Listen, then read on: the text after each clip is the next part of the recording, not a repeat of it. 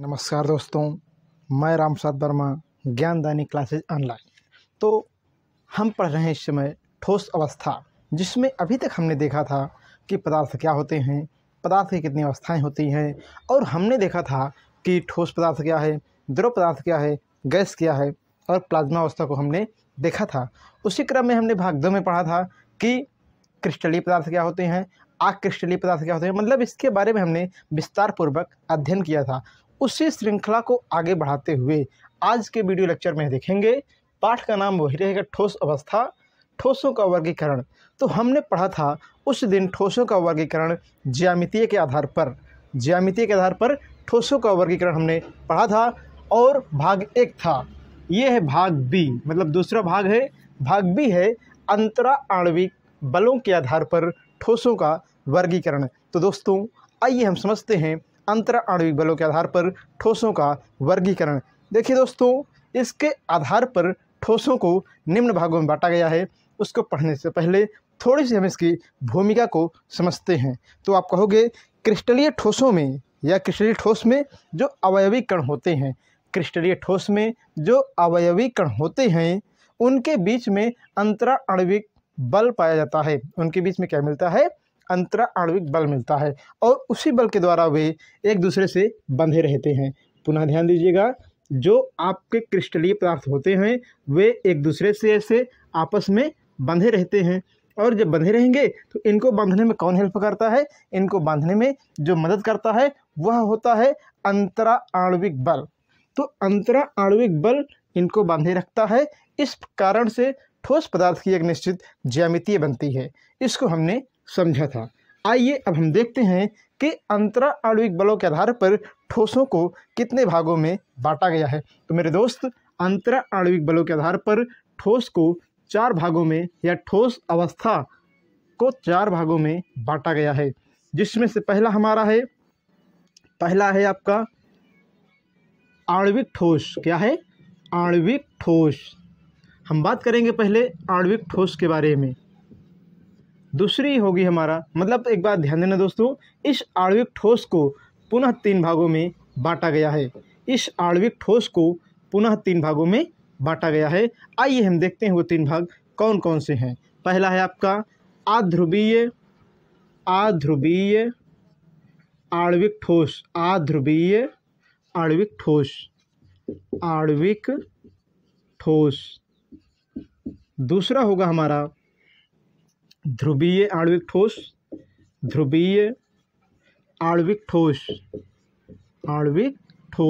दूसरा हमारा ये होगा। और तीसरा हमारा होगा हाइड्रोजन बंधित आणविक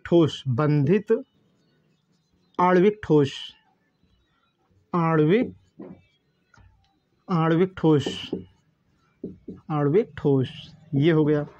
उसके बाद देखिए दोस्तों, हमने अभी पहला पढ़ रहे थे, हम पढ़ेंगे ये आणविक ठोस को 3 भाग में क्लासिफाई किया गया है, वर्गीकृत किया गया है, जिनमें से पहला है आपका अध्रुवीय आणविक ठोस, दूसरा है ध्रुवीय आणविक ठोस, तीसरा है हाइड्रोजन बंधित आणविक ठोस। दोस्तों हमने देखा पहले को, अब बात करेंगे हम दूसरे की बात करेंगे। तो ये पहला वर्गीकरण प्रकार था। अब दूसरा देखेंगे। दूसरा है आयनिक ठोस। क्या है? आयनिक ठोस। और तीसरे की बात करते हैं तो तीसरा है आपका सहसंयोजी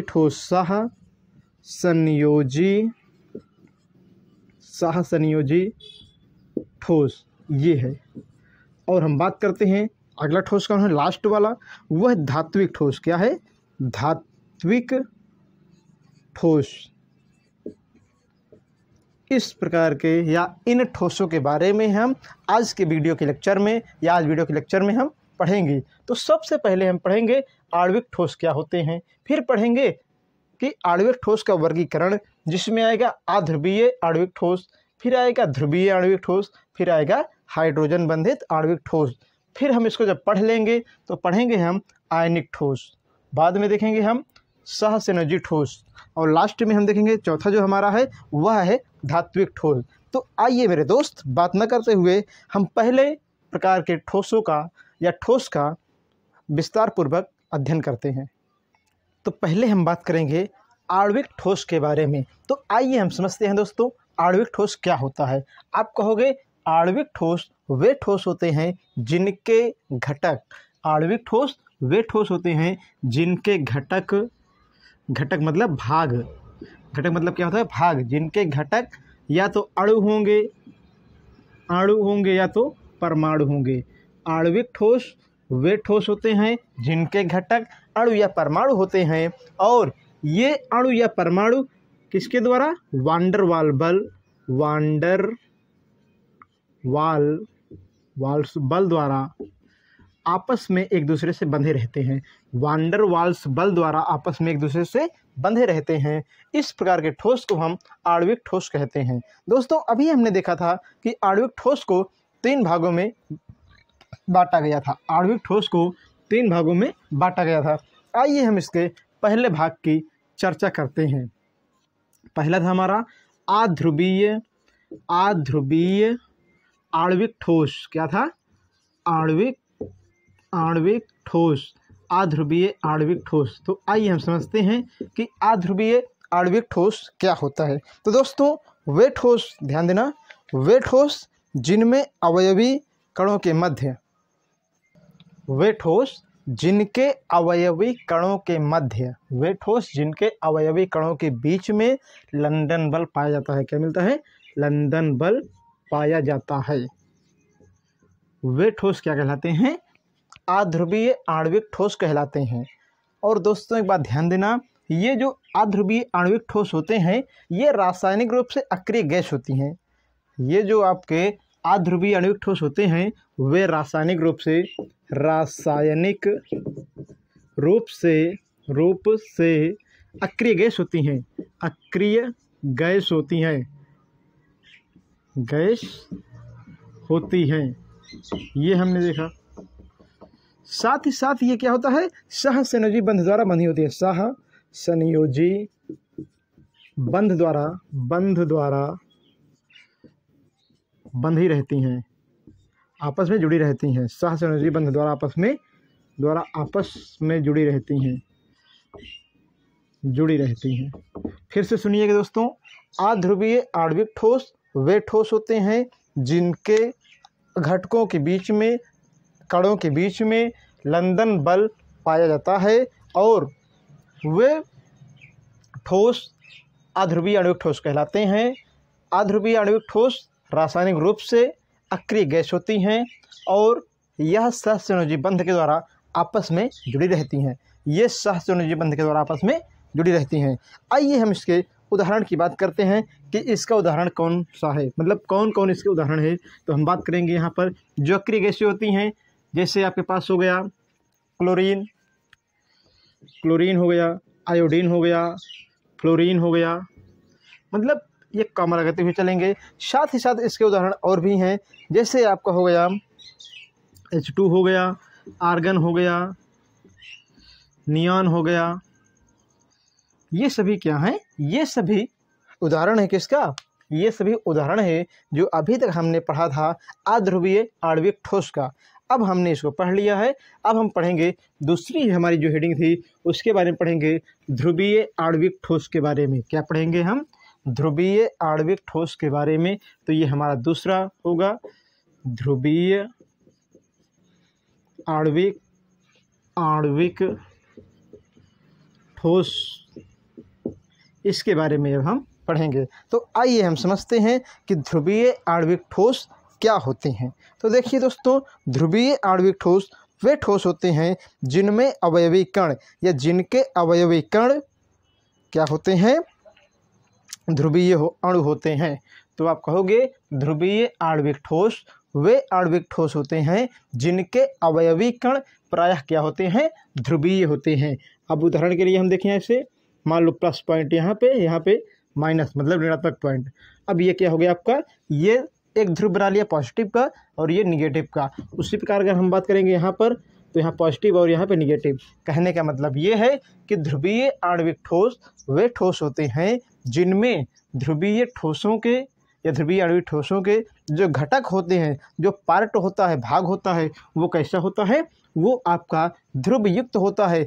पोल युक्त होता है। इसमें दो पोल होते हैं, या तो धनात्मक या तो ऋणात्मक, कहने का पॉजिटिव या निगेटिव, इसका अर्थ यहाँ पर ये होता है।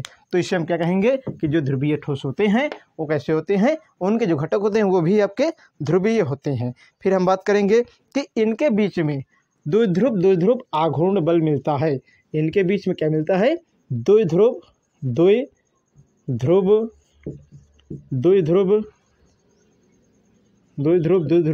आघूर्ण बल पाया जाता है। आघूर्ण बल या अन्योन बल मिलता है। ध्यान देना, अन्योन बल कार्य करता है। तो आपने इसको भी अच्छी तरह समझ लिया होगा। उसके बाद अगर हम बात करते हैं यहाँ पर, तो आप कहोगे कि ये भी सहसंयोजी बंध के द्वारा आपस में बंधे रहते हैं। ये भी जो ठोस होते हैं ये सहसंयोजी बंध के द्वारा आपस में बंधे रहते हैं। तो हमने यहाँ पर ये बात को समझा। दोस्तों एक बार फिर से हम इसे अच्छी तरह समझ लेते हैं। कहने का मतलब ध्रुवीय आणविक ठोस वे आणविक ठोस होते हैं जिनमें घटक जो होता है, जो इसके भाग होते हैं, वे कैसे होते हैं, ध्रुवीय होते हैं। जैसे प्लस पॉइंट यहाँ तो माइनस पॉइंट यहाँ, मतलब ध्रुव बना होगा, यहाँ पे माइनस यहाँ पे प्लस, या प्लस यहाँ पे माइनस, कहने मतलब इनके बीच में ध्रुव होता है। और ये इनके जो घटक होते हैं ना, वो घटक आपस में द्विध्रुव अन्योन बल द्वारा बंधे रहते हैं। इनके घटक जो होते हैं वे आपस में द्विध्रुव अन्योन बल द्वारा आपस में क्या होते हैं, बंधे रहते हैं। इस प्रकार के ठोस को हम ध्रुवीय आणविक ठोस कहते हैं। आइए हम इनके उदाहरण को समझते हैं कि इस प्रकार के ठोस में उदाहरण कौन है। तो हमारा हो गया HCl, SO2, ये हो गया हमारा। उसके बाद हम कह सकते हैं आपका जल हो गया। साथ ही साथ हम इसके उदाहरण और भी देख सकते हैं। हाइड्रोजन फ्लोराइड हो गया। तो ये सभी किसके उदाहरण है, ये सभी उदाहरण हैं ध्रुवीय आणविक ठोस के। अगर आपको प्रॉब्लम है, देखिए ध्रुवीय बना रहा है। HCl की अगर हम बात करते हैं तो H प्लस यहाँ पे रहेगा और Cl माइनस यहाँ पे रहेगा। कहने का मतलब है कि H पर कौन बेस रहता है, माइनस का बेस, इस पर प्लस का बेस। उसी प्रकार जल की बात करें तो जल में क्या होता है आपका, मान लो H का प्लस यहाँ पे रहेगा और यहाँ पे माइनस रहेगा ऑक्सीजन का। कहने का मतलब ये ध्रुवीय आणविक बलों के या ध्रुवीय आणविक ठोस के उदाहरण ये सभी हैं। तो हमने इस बात को समझा। आइए हम बात करते हैं, अगला जो वर्गीकरण है वह है हाइड्रोजन बंधित आणविक ठोस। अब हम बात करेंगे हाइड्रोजन बंधित आणविक ठोस की। तो दोस्तों आइए हम इसको अच्छी तरह से समझते हैं कि हाइड्रोजन बंधित आणविक ठोस क्या होते हैं। तो आप कहोगे दोस्तों कि जब हाइड्रोजन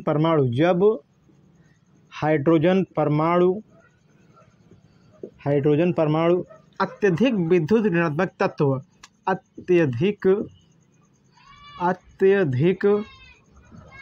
विद्युत ऋणात्मक तत्व जैसे फ्लोरीन, ऑक्सीजन, नाइट्रोजन, इसे हम फोन भी कहते हैं। ध्यान देना, FON, फोन भी कहते हैं। जब हाइड्रोजन परमाणु अत्यधिक विद्युत ऋणात्मक तत्व फोन अर्थात फ्लोरीन, ऑक्सीजन, नाइट्रोजन के साथ जुड़ता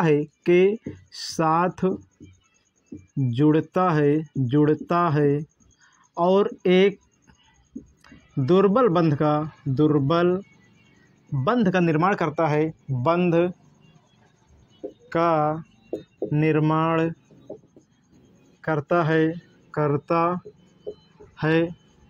और इस बंध को हम डॉट लाइन द्वारा और इस बंध को डॉट या टूटी रेखा द्वारा लिखते हैं, या टूटी रेखा द्वारा लिखते हैं। इस प्रकार के बंध को हाइड्रोजन बंध कहते हैं। और इसके अंतर्गत जो आणविक ठोस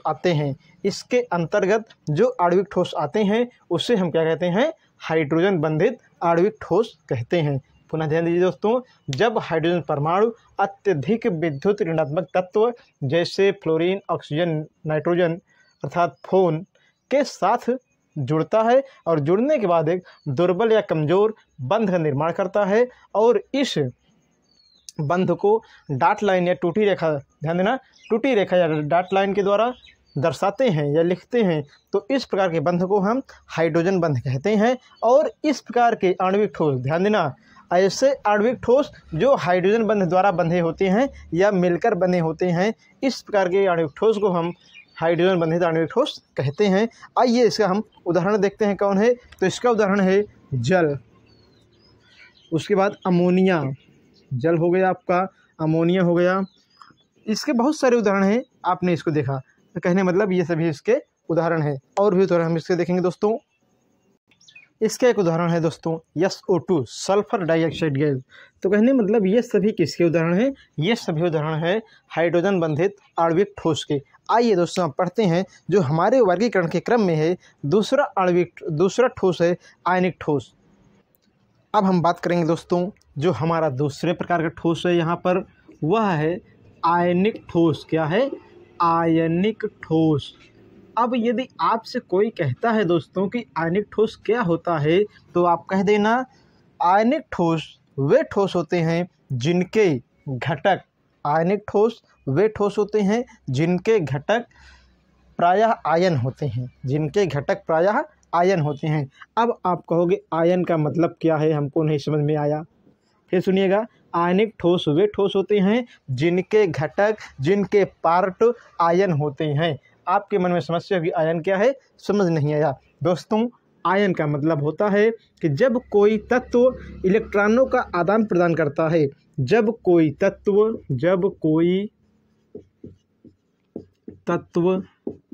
इलेक्ट्रॉनों का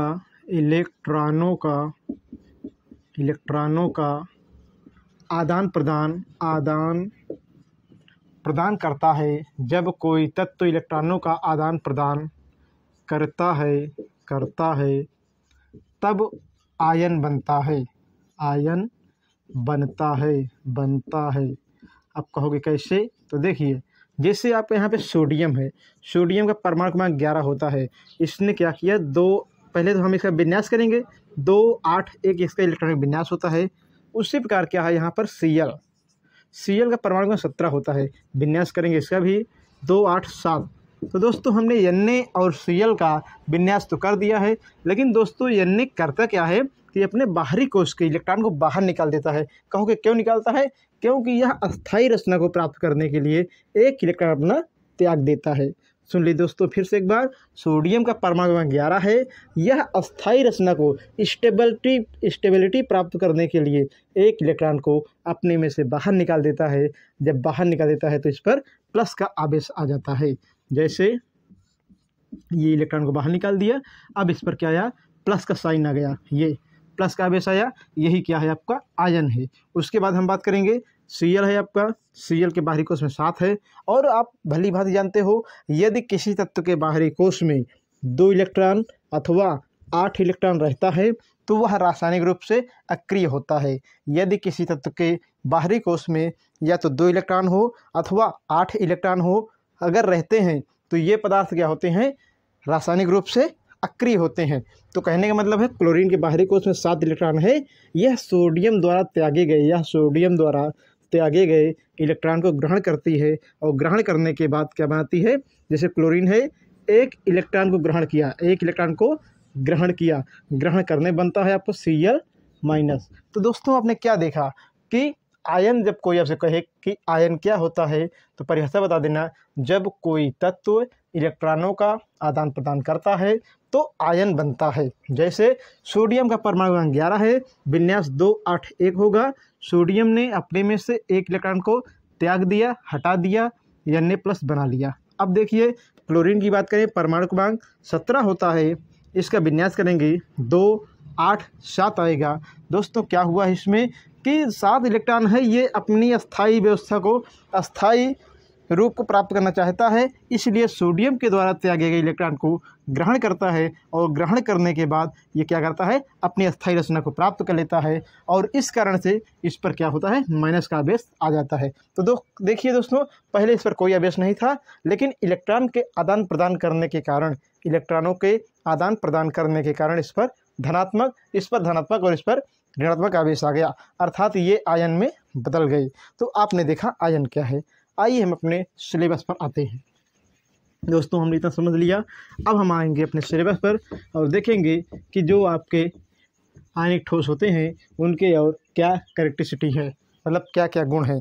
तो आप कहोगे कि आयनिक ठोस जो होते हैं वे वैद्युत बल द्वारा बंधे रहते हैं। आयनिक ठोस वैद्युत बल द्वारा बंधे रहते हैं, और जो आयनिक ठोस होते हैं वे दूसरे, मतलब जो आयनिक ठोस होते हैं उसमें एक प्रकार का बल कार्य करता है जो स्थिर वैद्युत बल है, जो स्थिर वैद्युत बल है, वैद्युत बल है। तो आपने ये कहा। और जो आयन होते हैं ना, आयनिक ठोस में जो आयन होते हैं वे दो प्रकार के होते हैं।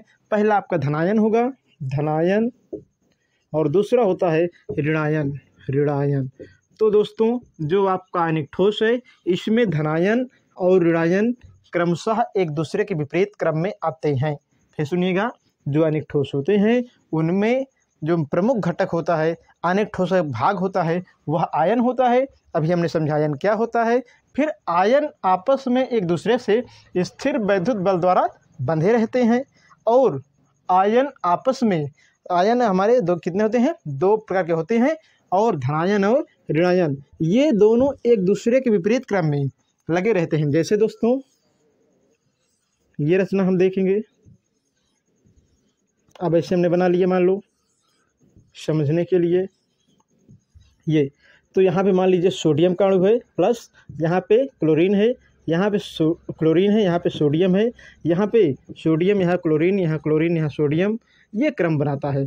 तो कहने का मतलब है कि आणविक जो आपके आयनिक ठोस होते हैं उसमें आयन तो मिलते हैं, लेकिन आयन एक दूसरे के विपरीत क्रम में रहते हैं। अगर धनात्मक है तो ऋणात्मक होगा, ऋणात्मक है तो धनात्मक, ये क्रम चलता रहता है।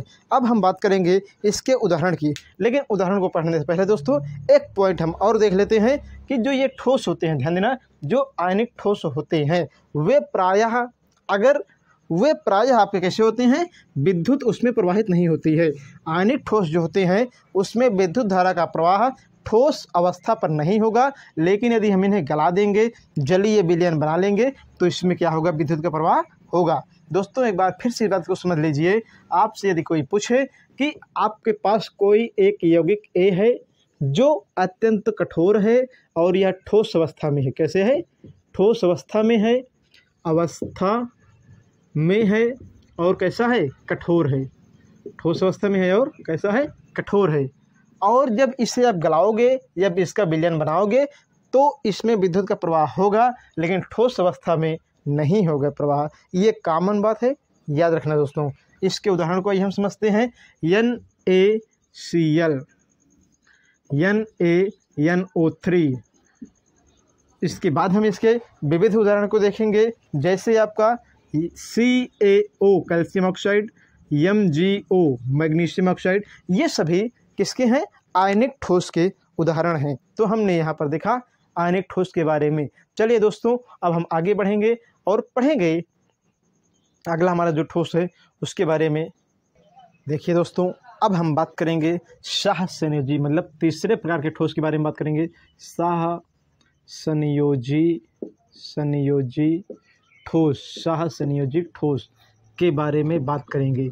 तो आप कहोगे नाम से पता लग रहा है कि इस प्रकार के ठोसों में जो इनके अवयवी घटक होते हैं, इस प्रकार के ठोसों में जो इनके अवयवी घटक होते हैं उनके बीच में सहसंयोजी बंध पाया जाता है या मिलता है।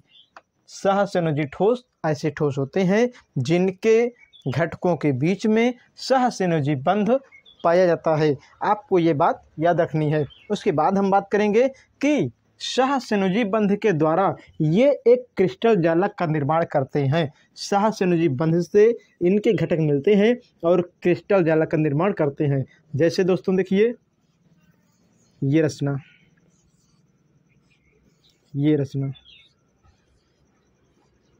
ये एक प्रकार का क्रिस्टल जालक है। ये एक प्रकार का क्या है, क्रिस्टल जालक है। ये सहसंयोजी बंध द्वारा आपस में बंधा हुआ है। ये सहसंयोजी बंध द्वारा आपस में क्या है, बंधा हुआ है। तो यही हम क्या कहते हैं, इसे ही हम क्रिस्टल जालक कहते हैं। मान लेते हैं ये कार्बन है, ये कार्बन है, कार्बन की वैलेंसी 4 होती है, 1 2 3 4। तो कहने मतलब ये इस प्रकार से क्रिस्टल जालक का निर्माण करता है दोस्तों। तो हमने यहाँ पर इस बात को समझा कि जो सहसंयोजी बंध होते हैं या ठोस होते हैं वे अथवा उनके घटक सहसंयोजी बल द्वारा आपस में बंधे रहते हैं और ये बहुत सारे कण आपस में मिलते हैं तो क्रिस्टल या ये क्या बनाते हैं, क्रिस्टल तंत्र का निर्माण करते हैं। साथ ही साथ दोस्तों याद रखना, इस प्रकार के ठोस को, जो आपका सहसंयोजी ठोस है, इस प्रकार के ठोस को हम नेटवर्किंग ठोस कहते हैं अथवा जालक ठोस कहते हैं। तो जो आपका सहसंयोजी ठोस है उसे हम नेटवर्किंग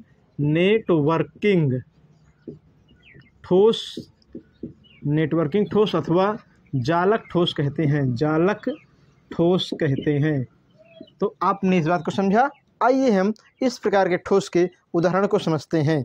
यहाँ पे उदाहरण की अगर हम बात करते हैं तो आपके पास उदाहरण निम्नवत हैं। अगर आप समझेंगे तो आपको अच्छी तरह से समझ में आएगा। इसका उदाहरण है आपका बोरान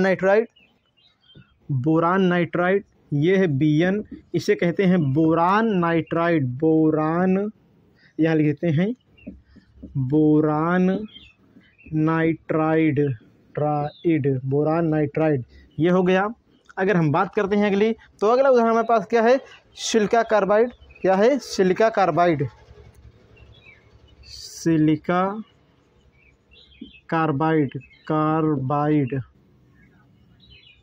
SiC, ये हो गया। SiO2 सिलिकॉन डाइऑक्साइड, ये आपका हो गया, या सिलिका कह सकते हैं, सिलिका SiO2, ये हो गया। उसके बाद हम और भी देख सकते हैं इसके उदाहरण जो हमारे पास हैं वो क्या है, आपके पास बोरान हो गया। ये मतलब कोई भी धातु में आप बात कर लो वो सभी क्या है, सहसंयोजी बंध द्वारा बंधी रहती हैं। अब जैसे गैस की बात करते हैं तो यहाँ मीथेन भी आपका ये बन गया, या कुछ एल्कोहल भी आपके कैसे होते हैं, वो आपके ठोस होते हैं। तो कहने का मतलब है जो भी जैसे होगा और उसमें सहसंयोजी बंध अगर मिलता है तो वह सहसंयोजी ठोस होता है। अब हम बात करेंगे अंतिम ठोस है जो हमारा है चौथा प्रकार, धात्विक ठोस। क्या है, धात्विक ठोस। देखिए दोस्तों, धात्विक ठोस वे होते हैं अथवा धात्विक ठोस में जो घटक होता है उनके बीच में जो बंध मिलता है वह धात्विक बंध मिलता है। तो आप कहोगे धात्विक ठोस वे ठोस होते हैं जिनके बीच में ठोसों के घटक धात्विक बंध द्वारा आपस में जुड़े रहते हैं। और दोस्तों एक बात ध्यान देना, इसमें या इस प्रकार के ठोस में विद्युत धारा का प्रवाह होता है, साथ ही साथ इलेक्ट्रॉनों का प्रवाह होगा और ऊष्मा का भी प्रवाह होता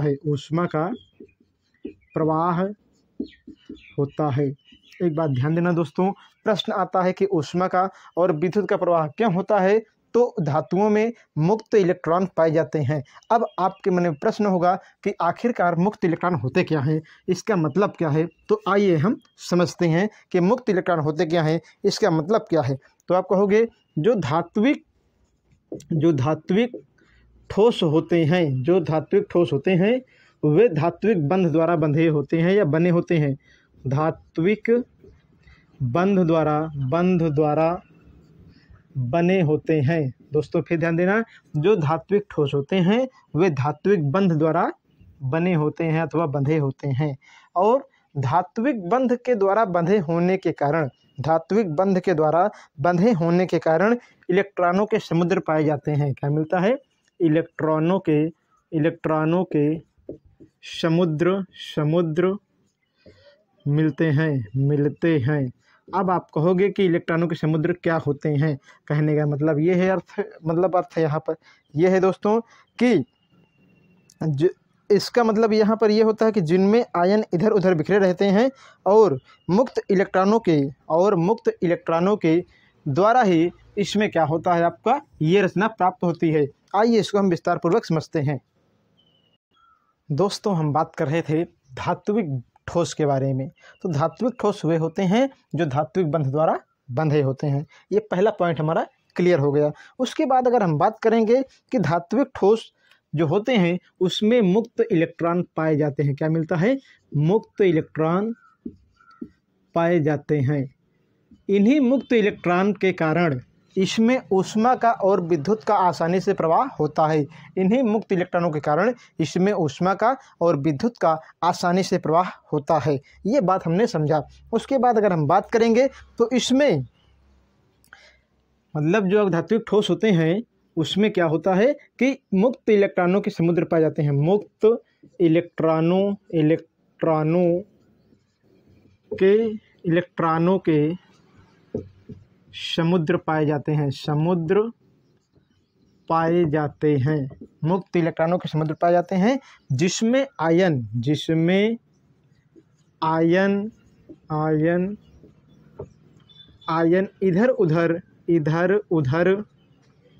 इधर उधर अनियमित रूप से फैले रहते हैं, बिखरे रहते हैं।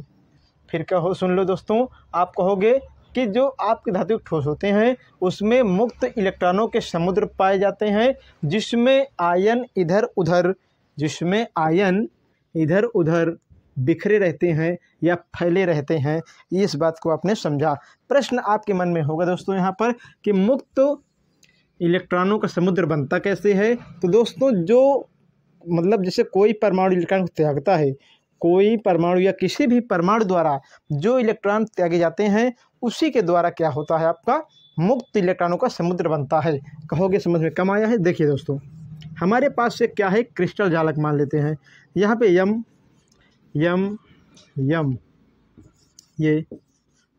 ये है, मान लो धातुएं हैं, यह मतलब मेटल, ये हो गया। अब क्या है, पहले तो ये धातुएं हैं, धातु बंध बंधा हुआ है, लेकिन क्या हुआ, इसमें से एक इलेक्ट्रॉन बाहर निकला, मुक्त इलेक्ट्रॉन मिला, इसमें से भी इलेक्ट्रॉन बाहर निकला, मुक्त इलेक्ट्रॉन मिला, इसमें से भी इलेक्ट्रॉन बाहर निकला, ये और इलेक्ट्रॉन बाहर निकल रहे हैं। आप बताओ दोस्तों, अगर किसी धातु में से इलेक्ट्रॉन बाहर निकलता है तो उस पर आवेश आता है। अभी तक यम ये था ना, अब क्या बन गया, यम प्लस बन गया, मतलब आयन के रूप में बन गया। और ये भी यम प्लस बन गया, ये भी यम प्लस बन गया। ये कहने का मतलब है कि इस पर आवेश आ गया। अभी तक क्या था, ये आपका धातु, और इसमें कोई प्रभाव नहीं पड़ेगा, ये धात्विक बंध द्वारा आपस में बंधे हुए हैं। बस अंतर क्या है इसमें कि इलेक्ट्रॉन निकल गया, यहाँ से इलेक्ट्रॉन क्या हुआ है, निकल गया है। इसी कारण से इनमें परिवर्तन आपको देखने को मिल रहा है। और मुक्त इलेक्ट्रॉन देखिए आपको क्लियर मतलब स्पष्ट रूप से दिखाई दे रहे हैं। और जब स्पष्ट रूप से इलेक्ट्रॉन दिखाई देता है तो क्या कहते हैं, इसे हम इलेक्ट्रॉनों का समुद्र कहते हैं। और इसी कारण से जो आपके धात्विक ठोस होते हैं उसमें धारा का प्रवाह होता है। प्रश्न मतलब इसका उदाहरण क्या है, इसका उदाहरण है आपका सोना हो गया, कहने मतलब सभी धातुएं, सोना हो गया, चांदी हो गई, सोना हो गया, चांदी हो गई। उसके बाद आपका लोहा हो गया, कॉपर हो गया, मतलब ये सभी इसके क्या हैं, उदाहरण है। तो दोस्तों आपने इसको देखा, तो कहने का मतलब धात्विक ठोस वे ठोस होते हैं जिसमें क्या होता है, मुक्त इलेक्ट्रॉन पाए जाते हैं और मुक्त इलेक्ट्रॉनों के समुद्र इसमें हमें देखने को मिलते हैं। अब प्रश्न होता है कि जब मुक्त इलेक्ट्रॉन के समुद्र हैं तो इसमें आयन भी इधर उधर घूमते हुए नजर आते हैं, मुक्त आयन पाए जाते हैं। अब यहाँ पे दोस्तों बात ये आती है कि इनका निर्माण कैसे होता है। तो जो धातुओं के क्रिस्टल होते हैं, जो धातुओं के क्रिस्टल होते हैं, वे अपने में से एक या एक से अधिक इलेक्ट्रॉन को त्यागते हैं। जब इलेक्ट्रॉन को त्यागते हैं तो इलेक्ट्रॉन उसी क्रिस्टल में जाकर घूमने लगते हैं और बहुत सारे इलेक्ट्रॉन को मतलब इकट्ठा हो जाते हैं, जिसे हम इलेक्ट्रॉनों का समुद्र कहते हैं। और इसका दोस्तों उदाहरण है सोना, चांदी, कॉपर, लोहा आदि। और इस प्रकार के पदार्थ में ठोसों मुक्त इलेक्ट्रॉन होने के कारण विद्युत धारा और ऊष्मा का आसानी से प्रवाह होता है। तो दोस्तों आज की वीडियो में हमने देखा कि धात्विक ठोस का या ठोसों का वर्गीकरण जो भाग 2 था, विस्तार पूर्वक हमने पढ़ा।